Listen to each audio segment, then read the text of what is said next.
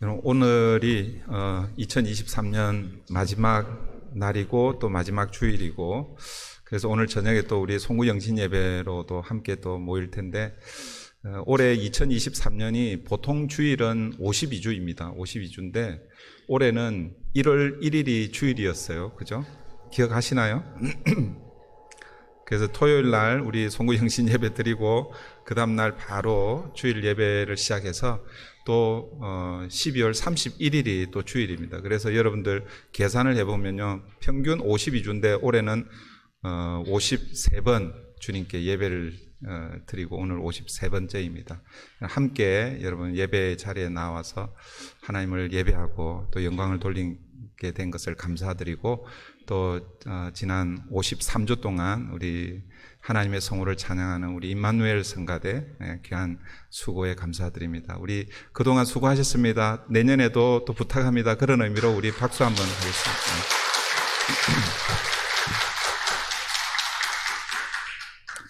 오늘 우리에게 주시는 하나님 말씀 사도행전 18장 12절부터 22절까지입니다. 사도행전 18장 12절부터 22절까지 우리 한 목소리로 봉독하겠습니다. 신약성경 219페이지입니다. 다 같이 합니다. 갈리오가 아가야 총독되었을 때에 유대인이 일제히 일어나 바울을 대적하여 법정으로 데리고 가서 말하되, 이 사람이 율법을 어기면서 하나님을 경외하라고 사람들을 권한다 하거늘, 바울이 입을 열고자 할 때에 갈리오가 유대인들에게 이르되, 너희 유대인들아, 만일 이것이 무슨 부정한 일이나 불량한 행동이었으면 내가 너희 말을 들어주는 것이 옳거니와, 만일 문제가 언어와 명칭과 너희 법에 관한 것이면 너희가 스스로 처리하라. 나는 이러한 일에 재판장 되기를 원하지 아니하노라 하고, 그들을 법정에서 쫓아내니 모든 사람이 회당장 소스데네를 잡아 법정 앞에서 때리되 갈리오가 이 일을 상관하지 아니하니라.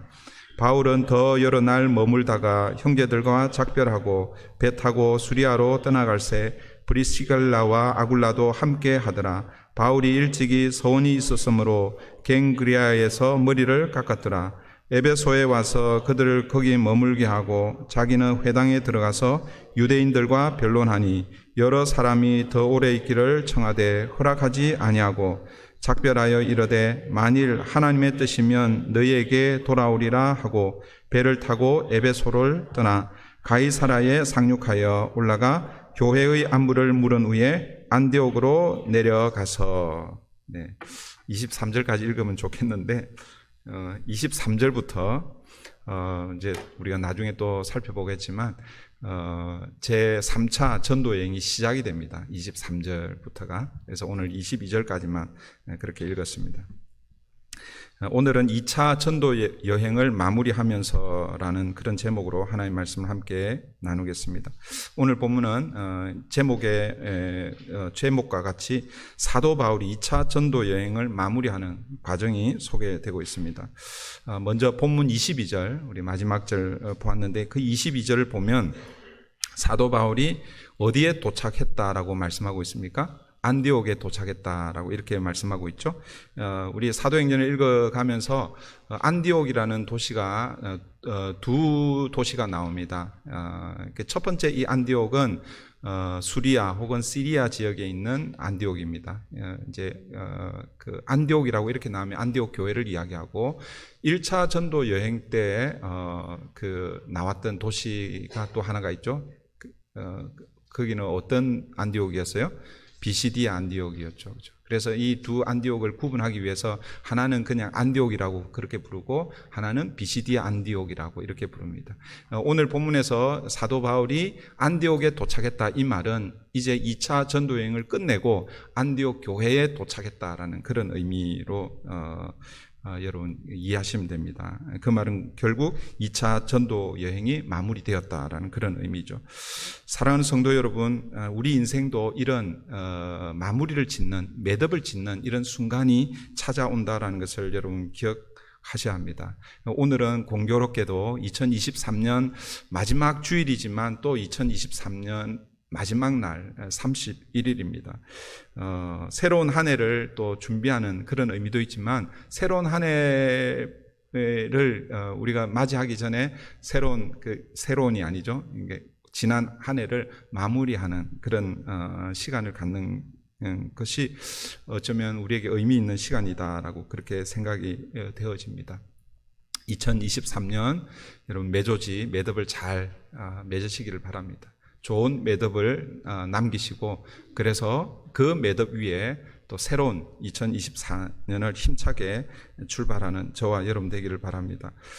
나중에 이제 우리 설교 마지막 부분에 이제 이 2023년 그리고 2024년 이 사이에서 미리 먼저 좀 결론적으로 말씀을 드리고 싶어요. 영적 머리를 좀 깎았으면 좋겠어요. 제가 어제 저녁 설교를 준비하면서 제 삐져나와 있는 머리 저기 우리 머리 깎으러 갈 시간이 없어가지고 거울을 보면서 손질을 했어요. 제가 앞에 부분은 그러면서 이 말씀을 생각하면서 새로운 마음으로 또 2024년을 준비해야 되겠다 이런 마음을 가졌습니다. 오늘 본문 12절을 우리 함께 봅니다. 12절입니다. 갈리오가 아가야 총독되었을 때에 유대인이 일제히 일어나 바울을 대적하여 법정으로 데리고 가서 갈리오가 아가야의 총독이 되었다라고 이렇게 말씀하고 있죠. 제가 우리 이 2차 전도 여행을 시작하면서 사도 바울이 원래 2차 전도 여행을 가고 싶었던 곳이 에베소라고 그랬잖아요. 그죠? 그런데 그 에베소로 가는 길이 막혀서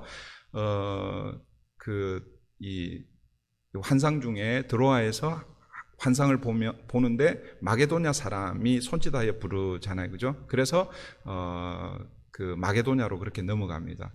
여러분, 이 2차 전도 여행지의 주 무대는 헬라 지역입니다. 헬라 지역. 유럽의 입구라고 할 수 있고, 그래서 위 지역을 마게도냐 지역이라고 이렇게 불렀고, 그 다음에 아래 지역을 아가야라고 그렇게 부른다고 그랬죠. 여러분.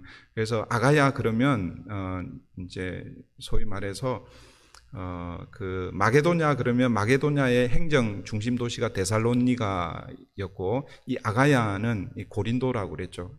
그래서 여러분 성경을 읽어가다가 아가야에서 뭐 이렇게 표현을 하면요, 그게 고린도 교회를 상징적으로 그렇게 이해하시면 됩니다. 근데 이 아가야에 갈리오라는 사람이 총독으로 이렇게 부임을 했습니다. 역사적으로 이 갈리오가 언제 총독으로 부임했냐면 AD 51년입니다. 그러니까 오늘 본문은 AD 51년에 일어난 사건이다라고 이렇게 이해하시면 됩니다.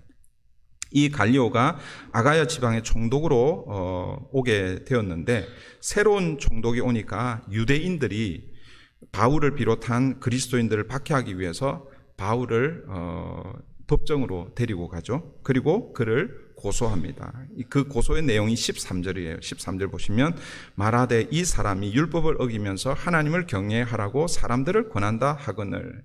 유대인들이 문제를 삼아 소송을 거는 핵심은 바울이 전하는 도는 우리 유대교와는 다르다라는 것입니다. 그래서 유대교를 어지럽히는 이 바울과 그의 일행들을 어떻게 좀 해달라라는 그런 고소이죠. 유대인들이 이렇게 고소할 수 있었던 것은 그 당시 유대교는 로마 제국으로부터 인정을 받았던 그런 종교입니다. 그러니까 그 로마 제국이 섬기는 종교들이 있지만 또 뭐 그 외에 다양한 종교들이 있겠죠, 그죠? 로마 제국이 넓잖아요, 그죠? 그러니까 그 민족들이 섬기는 종교들이 있는데 그런 종교들을 인정을 해줬는데 이 유대인들이 믿는 이 유대교는 공인이 된 종교입니다. 그런데 이 유대교에서 어떻게 보면 파생된 이 기독교는 아직 공인이 되지 않은, 소위 말해서 이교라고 그렇게 불리죠. 컬트라고 그렇게 불렸는데, 그래서 이 유대인들이 이 바울과 그 일행들을 고소할 수 있었던 것이죠. 그런데 이들의 그 고소 계략이 성공하지 못합니다. 14절 15절 보십시오. 14절 15절 바울이 입을 열고자 할 때에 갈리오가 유대인들에게 이르되, 그러니까 바울이 말하기 전에 이미 갈리오가 유대인들에게 먼저 이야기합니다. 너희 유대인들아, 만일 이것이 무슨 부정한 일이나 불량한 행동이었으면 내가 너희 말을 들어주는 것이 옳거니와 만일 문제가 언어와 명칭과 너희 법에 관한 것이면 너희가 스스로 처리하라. 나는 이러한 일에 재판장 되기를 원하지 아니하노라 하고. 그러니까 사도 바울이 변론하기도 전에 갈리오가요, 이 유대인들의 이 고소를 듣고 이거는 내가 관여할 일이 아니다라고 판단하고 아예 그냥 소위 말해서 기각을 시켜버리는 거예요. 기각을 하니까 뭐 어떻게 할 수가 없는 것이잖아요, 그렇죠? 오늘 이 갈리오를 보시면요, 아주 모르겠어요. 중립적인 그런 자세로 그렇게 문제를 다루고 있습니다. 다르게 표현하면 하나님은 이 갈리오를 통해서 유대인들의 계략을 무력화시켜주고 있다는 것이죠. 그래서 15절 마지막을 보면 이 갈리오가 이렇게 얘기합니다. 나는 이러한 일에 재판장 되기를 원하지 아니하노라. 그 유대인들의 입장에서는 달가운 말이 아니죠, 그죠? 그러나 바울과 그 일행들, 그리스도인들에게는 얼마나 고마운 일일까 이런 생각이 듭니다. 여러분, 하나님께서 이 갈리오 총독을 통해서 어떻게 보면 이제 고린도 사역을 마무리하는 이 시점에서 하나님께서 바울과 그 일행들, 그리스도인들의 편을 들어주고 있다라는 것입니다. 근데 오늘 이 갈리오가 이렇게 이야기합니다. 이러한 일에 재판장 되기를 원하지 아니하노라.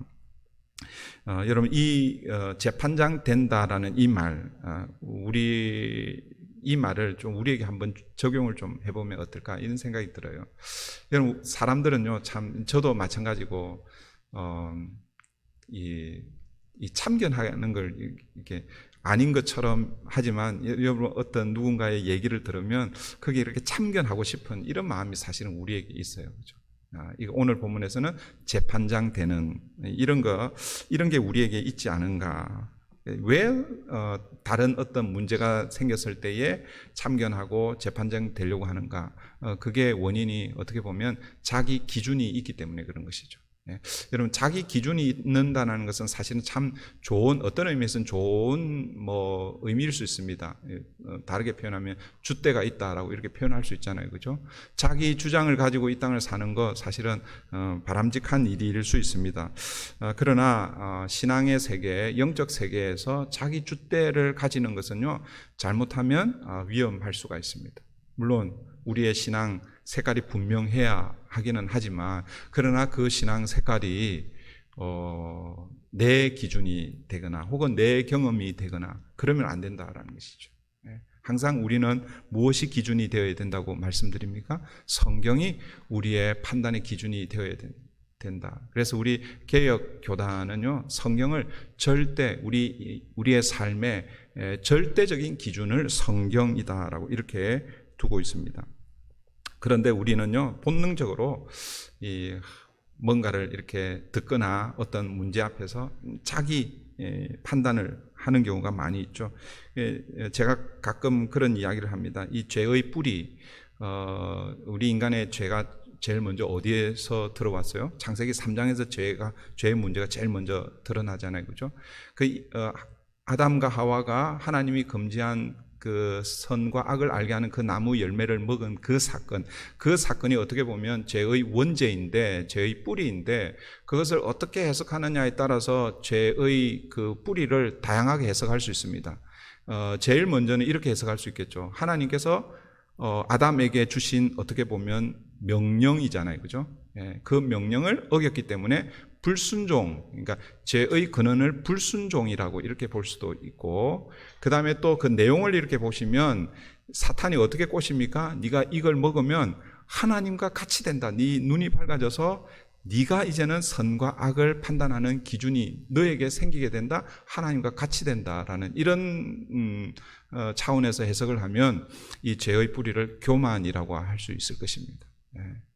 그런데 이제 다시 이 사탄이 네 눈이 밝아져서 선과 악을 네가 알게 될 것이다라고 할 때에, 그때 그것을 기준으로 해서 그것을 생각해서 하나님이 모든 선과 악의 기준입니다.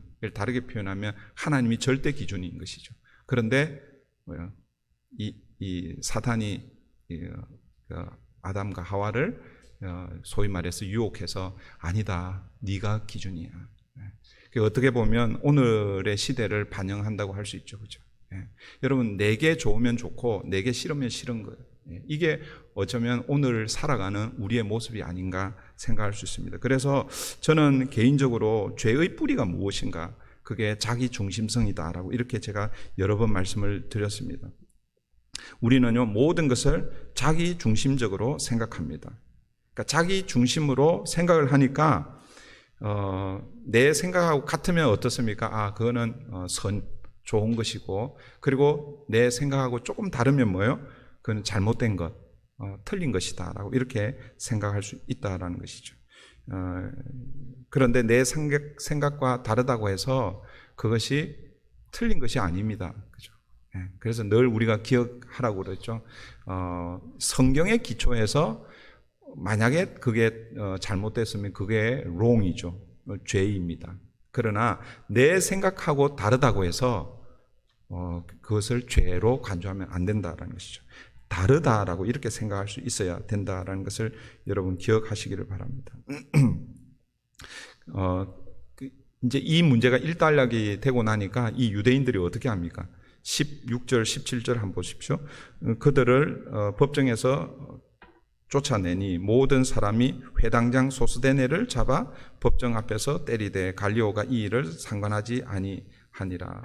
어쩌면 이 당시 회당장 소스데네가 아마 이 일을 주도해서 그 바울과 그 일행들을 어떻게 좀 소위 말해서 법적으로 제재를 가하려고 그렇게 했던 것 같은데, 그게 틀어지니까 이 책임자를 괜히 뭐요 이렇게 때리고 그렇게 하고 있다라는 거죠. 예. 뭐 그런 얘기 있죠. 어디에서 어디 가서 하풀이한다, 뭐 그런 얘기 있잖아요, 그죠? 마치 그런 식입니다. 18절입니다. 18절 보십시오. 바울은 더 여러 날 머물다가 형제들과 작별하고 배 타고 수리아로 떠나갈새. 바울이 고린도에 여러 날 더 머물렀다. 그러니까 이 사건 이후에 여러 날을 더 머물고 있습니다. 그리고 형제들과 작별을 하고 수리아로 떠나갔다라고 이렇게 말씀합니다. 여기서 이 수리아는 이제 아까 안디옥을 얘기하는데, 사실은 이 안디옥으로 떠나갈 때 사실은 이제 19절 이후에 보면 에베소에 잠깐 이제 들리게 됩니다.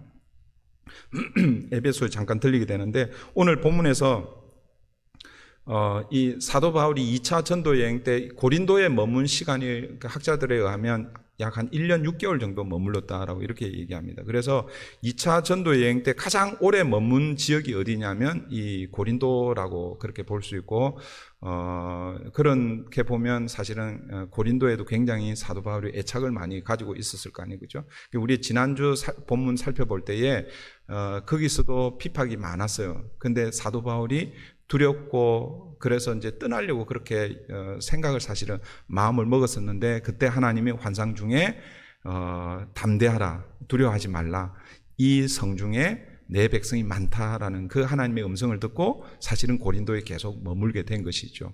그리고 나서 이제 오늘 본문이 이어지고 이 사건이 벌어진 것입니다. 근데 오늘 본문에 이제 이 고린도 교회와 작별을 하고 있는 것이죠. 예.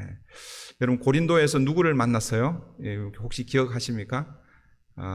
브리스가와 아굴라와 브리스길라 부부를 만났잖아요, 그죠? 예. 고린도에 사도 바울이 혼자 왔다고 그랬죠? 예. 기억하시나요?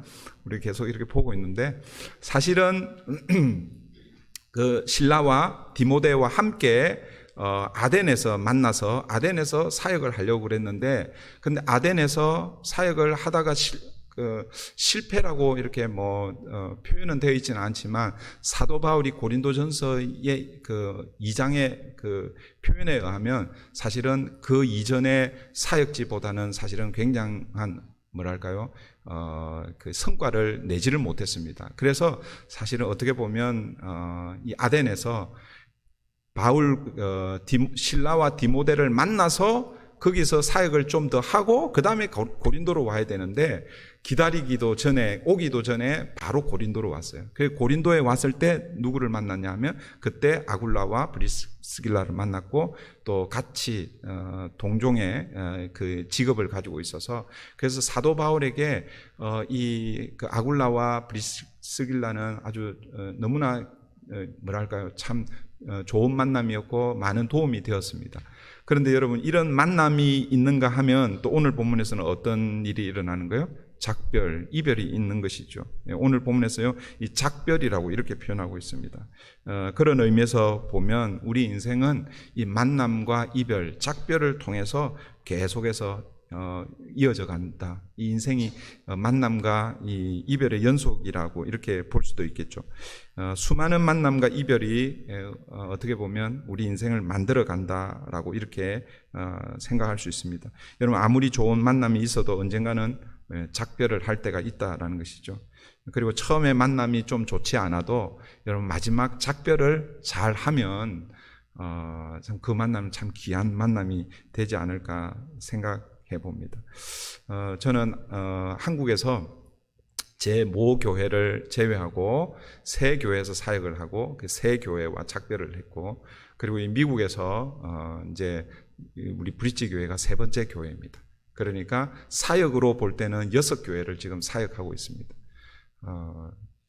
이 교회와 헤어질 때 어떻게 헤어지느냐, 이게 참 이렇게 중요한 것 같아요. 물론 처음 부임할 때 첫 인상이 있을 거 아니에요, 그죠? 근데 그 첫 인상이 그대로 남을 수도 있고, 또 생활해 보니까 또 다를 수도 있고, 근데 어쨌든 마지막 마무리가 참 중요하다라는 이런 생각을 해봅니다.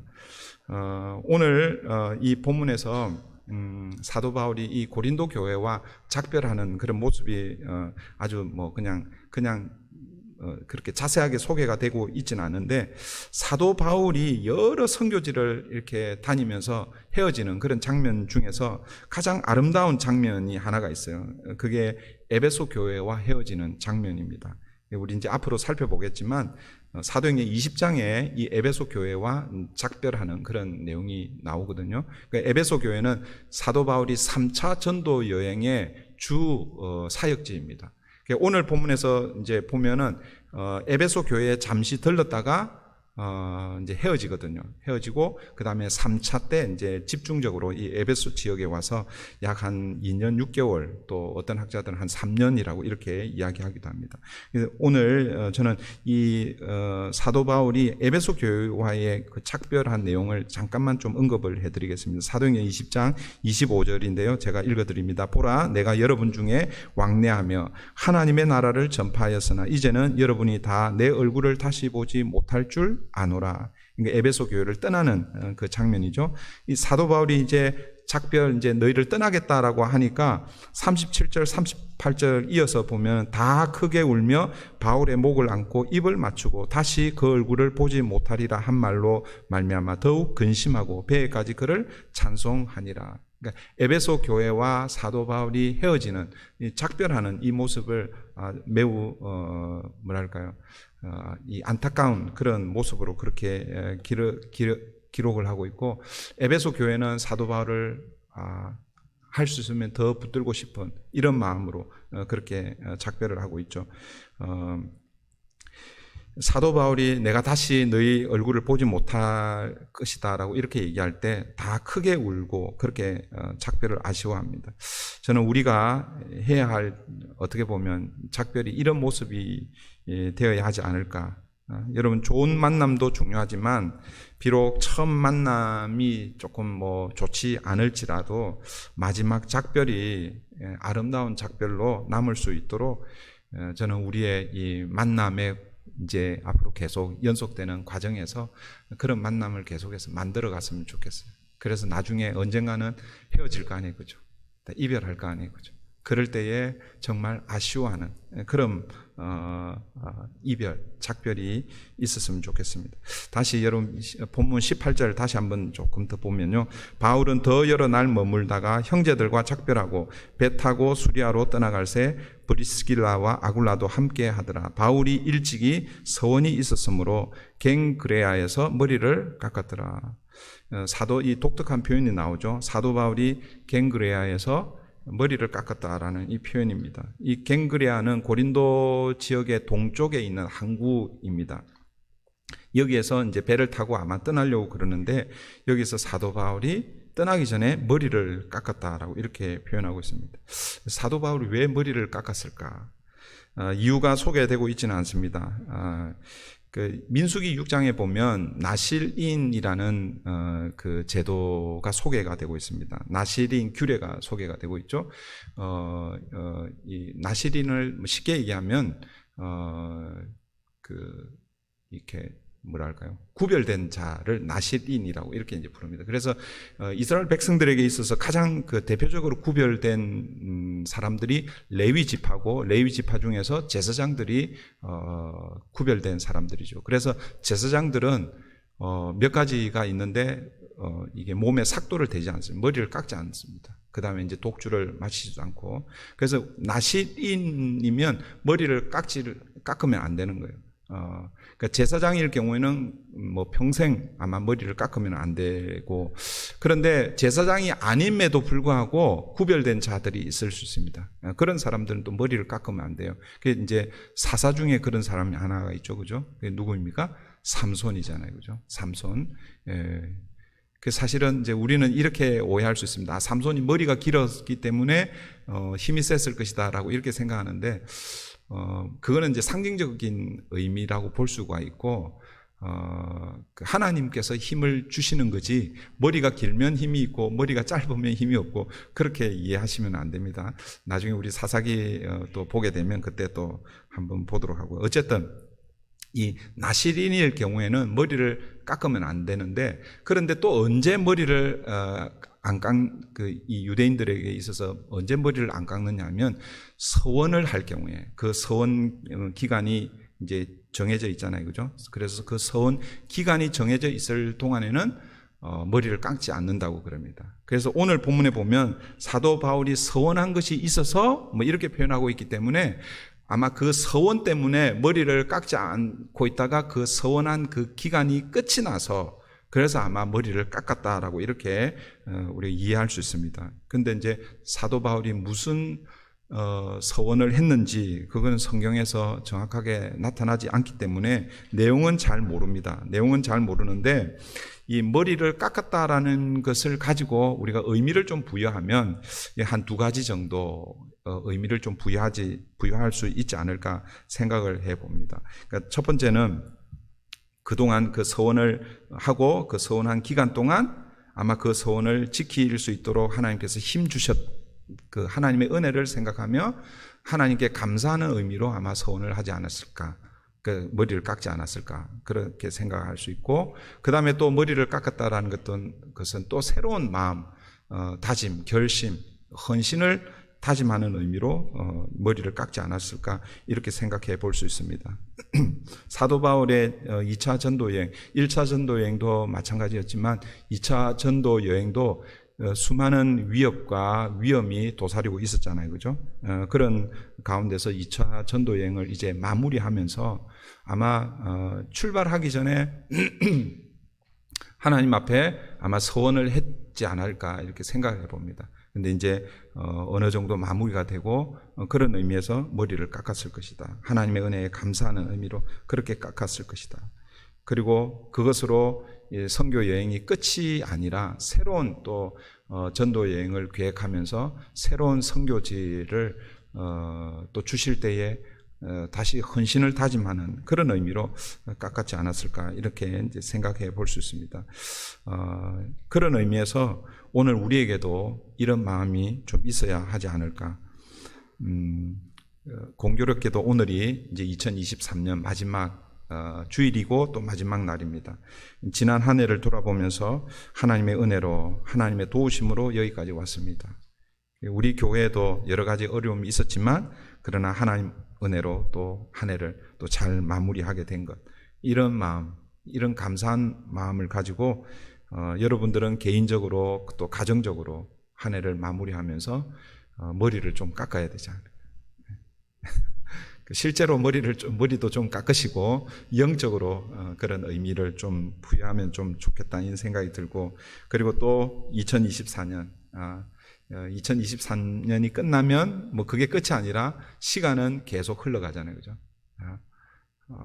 그런데 2024년이라는 새로운 의미를 부여하면서 2024년에도 하나님 앞에 다시 결단하고 헌신하는 그런 마음을 가지고 저는 영적으로 우리도 머리를 좀 깎았으면 좋겠어요. 제 아내가 제발 머리 좀 미장원에 가서 깎아라라고 얘기하는데, 네. 내년에는 꼭 가서 깎아야 될 것 같아요. 네.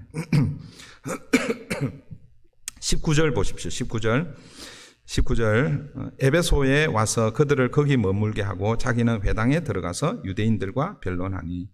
그러니까 지금 이제 고린도를 떠나서 어디로 가고 있는 거예요? 수리아 안디옥으로 가고 있습니다. 그런데 수리아 안디옥으로 가는 중에 잠깐 어디에 지금 들른 거예요? 에베소에 들린 거죠. 그 사도 바울이 왜 에베소에 들렀을까? 이런 생각을 한번 해봐요. 여러분, 에베소, 아까 또 말씀드렸지만 에베소는 사도 바울이 2차 전도 여행의 목적지였습니다. 에베소에 가서 복음을 전하고 싶었어요. 그런데 길이 막혔잖아요. 그죠? 그래서 마게도냐로 가서, 그리고 이제 그 밑지방 아가야, 이 고린도에서 이제 마무리하고 지금 안디옥 교회로 이제 가려고 하는데, 그 가는 도중에 이 에베소에 잠깐 들렸다라는 거죠. 그러면서 사도 바울이요, 그 회당에 들어가서 복음을 전하고 있습니다. 여러분, 계속 우리가 이 사도행전을 통해서 살펴보는 거지만, 사도 바울은 기회만 있으면 제일 먼저 어디에 갑니까? 회당에 들어가죠. 그리고 자기 동족인 유대인에게 복음을 전해주고 있습니다. 네. 자기를 너무 힘들게 하고 어렵게 하고 죽이려고 하고 그러는데도 사도 바울은 굳이 회당에 들어가서 그리고 자기 동족에게 복음을 전하려고 애를 쓰고 있다라는 이 마음을 우리가 본받아야 된다라고 그렇게 제가 말씀을 전해드렸습니다. 에베소 회당에서 유대인들 반응이 어떤가? 20절 한번 보겠습니다. 20절 보시면 어떤 사람이 더 오래 있기를 청하되 허락하지 아니하고. 여러분, 다른 지역에서 사도 바울이 회당에 들어가면, 회당에서 복음을 전하면 물론 거기에도 분명히 그 복음을 받아들이는 사람들도 있었지만, 그러나 대부분의 경우는 대적하잖아요. 그죠? 위협을 강하고 그렇게 했습니다. 그런데 오늘 본문에 이 에베소는 그 위협을 가했다라는 이런 표현이 없습니다. 거절이나 박해가 아니라 오히려 더 오래 머물러 있기를 청하고 있습니다. 지금까지 회당에서 전도한 바울의 모습하고는 좀 다르죠. 그죠? 여러분 같았으면 어떻게 하겠어요? 나를 반겨주네? 그러면 좀 더 있고 싶지 않겠어요? 그죠? 그런데 사도 바울의 반응이 21절, 22절입니다. 21절, 22절 우리 다 같이 한번 읽습니다. 시작. 작별하여 이르되 만일 하나님의 뜻이면 너에게 돌아오리라 하고 배를 타고 에베소를 떠나 가이사라에 상륙하여 올라가 교회의 안부를 물은 후에 안디옥으로 내려가서. 사도 바울이 하나님의 뜻을 몰라서 하나님의 뜻이라면 이렇게 대답했을까, 이렇게 우리가 생각해 볼 수 있겠죠. 물론 하나님의 뜻을 몰랐기 때문에 그렇게 표현했을 수도 있습니다. 그러나 이 하나님의 뜻이라면 이 말에는 에베소에 머무는 것이 하나님의 뜻이 아니기에 내가 떠난다라고 그런 의미라기보다는 이제 어느 지역에 머물고 어느 지역을 떠나는 것, 사실은 그거는 자기의 의지에 있는 것이 아니라 하나님의 뜻에 달려있다라는 그런 의미로 우리가 이해를 하셔야 됩니다. 그래서 지금은 내가 떠나지만 하나님의 뜻이라면 내가 다시 여러분들에게도 돌아오겠다라는 이렇게 이제 이해하시면 되고, 그래서 이제 나중에 3차 전도여행이 시작될 때 제일 먼저 이 에베소로 달려가고 있습니다. 이렇게 해서 오늘 본문이 이제 2차 전도여행이 마무리가 되고 오늘 본문이 끝이 납니다. 저는 이 2차 전도 여행을 마무리하는 이 장면을 통해서 여러분 두 가지를 좀 기억하면 좋겠습니다. 첫 번째는 마지막 이 부분에 사도 바울이 고백하는 것처럼 하나님의 뜻이라면, 사도 바울의 그 사도행전 9장 이후 예수 그리스도를 인격적으로 만난 이후부터 복음이 그의 삶의 중심이었고 복음 전하는 그것이 그의 삶의 어떻게 보면 고울이었는데, 그런데 여러분 그 2차 전도 여행 때 자기 의지로 어떻게 보면 전하려고 했던 그런 부분들이 있었잖아요. 그죠? 그런데 그때 성령의 인도하심을 받고 이제는 뭐예요? 하나님의 뜻을 의지하면서 그렇게 복음을 전하고 있다라는 것입니다. 여러분, 우리도 마찬가지입니다. 우리가 하나님의 백성이 되고 교회의 일원이 되어서 어떤 일을 할 때에 여러분, 교회의 일이고 하나님의 일이다라고 생각하지만, 그러나 때로는 어떤 것은 우리의 의지에 의해서 그 일을 할 수가 있다라는 것을 여러분 기억하셔야 됩니다. 그래서 오늘 이 말씀처럼 우리의 삶에서 날마다 하나님의 뜻이 무엇인지 우리는 묻고 그 하나님의 뜻을 쫓아가려고 해야 합니다. 분명히 이것이 하나님의 일인 것처럼 보이고 교회의 일인 것처럼 보이지만, 그러나 그게 어떤 경우에는 우리 인간의 욕심, 인간의 주장, 어떻게 보면 또 목사의 어떤 야망, 이런 것들이 있을 수 있다라는 것이죠. 그럴 때에 사도 바울이 하나님의 뜻이라면 그렇게 말하면서 이 에베소를 떠나가는 이 모습을 우리가 기억하고, 우리의 삶의 자리에서 늘 사도 바울이 하나님의 뜻이라면 그렇게 했던 것처럼 우리의 삶의 자리에서 하나님의 뜻이 무엇인지를 늘 묻고 그 뜻을 붙들고 사는 저와 여러분 되기를 바랍니다. 두 번째는 갱그레아에서 머리를 깎은 것처럼, 아까도 제가 말씀드렸지만 우리도 2023년 이 12월 마지막 이 자락에서 우리도 영적으로 머리를 좀 깎았으면 좋겠습니다. 실제 머리를 깎으라는 게 아니라 지금까지 인도하신 그 하나님의 은혜에 감사하고, 그리고 또 새로운 한 해를 주실 하나님의 은혜를 기대하며 다시 하나님 앞에서 헌신하고 결단하는 그런 마음의 자세를 다잡는 그런 시간 되기를 바랍니다. 그런 은혜가 2023년도에도 함께 하셨고, 그리고 2024년도에도 함께 하실 줄 믿습니다. 기도하겠습니다.